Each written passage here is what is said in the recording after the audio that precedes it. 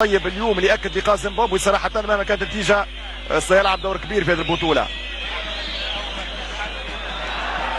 ممكن من الفرق اللي اقنعت في هذه البطوله في الايام الاولى مع المنتخب المغربي خاصه، ولو معاكس الان خطيره لانه 2 ضد 2 الان 2 ضد 2 يمشي حسين عيشو يدخل حسين عيشو خطيره جدا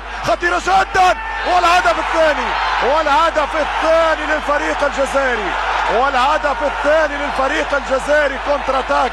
يدخل حسين عيشو في وسط المناطق المصريه ما فيش ولا تغطيه، والهدف الثاني من حسين عيشو. 2-1 للفريق الجزائري. الفريق الجزائري يمر بهدف ثاني عن طريق لاعب حسين عيشو رقم 22 بالفعل.